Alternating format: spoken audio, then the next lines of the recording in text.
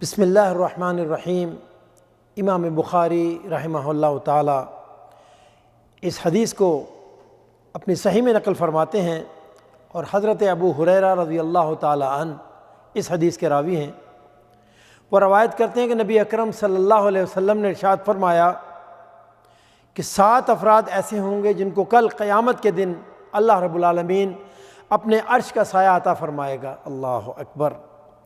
جبکہ اس دن اس کے سائے کے علاوہ کوئی اور سایہ نہ ہوگا، اور ان 7 افراد میں ایک وہ شخص ہوگا جس کے بارے میں امام کائنات حضرت محمد مصطفیٰ صلی اللہ علیہ وسلم نے ارشاد فرمایا، وہ مرد جسے اونچے خاندان کی حسینہ جمیل عورت نے گناہ کی دعوت دی ہوگی، لیکن وہ یہ کہہ کر انکار کر دے کہ میں اللہ سے ڈرتا ہوں۔ اللہ اکبر۔ تقسیم ہند سے قبل دہلی میں ایک بہت مشہور مدرسہ تھا۔ اس مدرسے کا ایک طالب علم فوت ہو گیا۔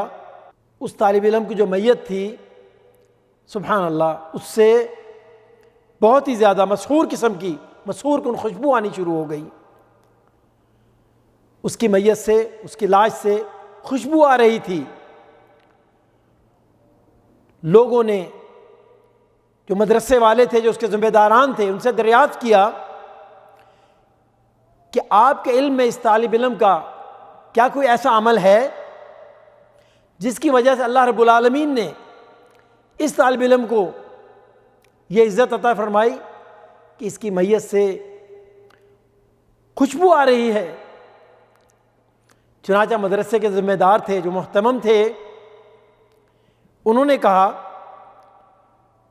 اور وہ واقعہ بیان کرنے لگے کہ دوسرے طالب علموں کی طرح اس طالب علم کا کھانا بھی ایک گھر میں لگا ہوا تھا۔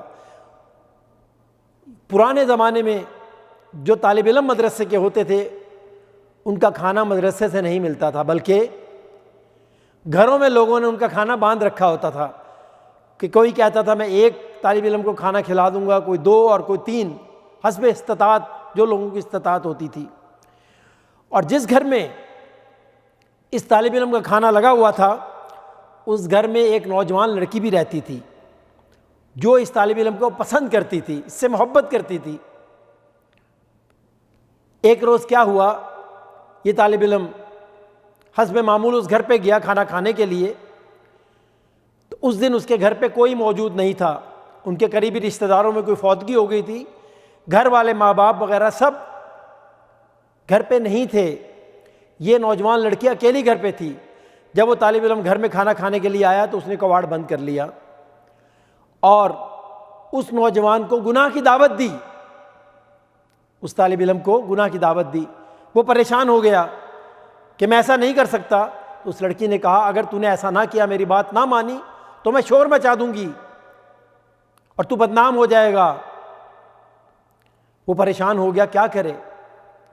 پھر وہ کہنے لگا، مجھے ذرا بیت الخلاء جانا ہے۔ لڑکی نے کہا، ٹھیک ہے، چھت پہ بیت الخلاء چلے جاؤ۔ وہ وہاں جاتا ہے، اور جانے کے بعد جو اس کی اپنی غلاظت تھی پورے جسم پہ مل لیتا ہے، اور اس حالت میں جب وہ نیچے آتا ہے تو وہ لڑکی اس سے نفرت کرنے لگتی ہے، پورے جسم سے بدبو اٹھ رہی ہے غلاظت کی وجہ سے۔ وہ دروازہ کھولتی ہے، اس کو باہر دھکا دیتی ہے کہ دفع ہو جاؤ۔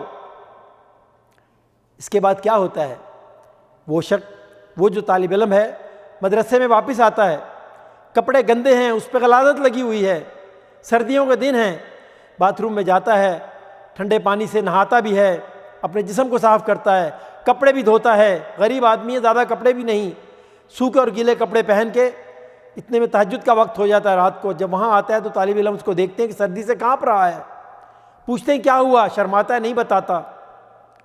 جب بہت زیادہ زور دیتے ہیں تو بتلاتا ہے، میرے ساتھ یہ واقعہ ہوا ہے۔ استاد بھی آ جاتے ہیں، ان کے سامنے اپنی بات رکھتا ہے۔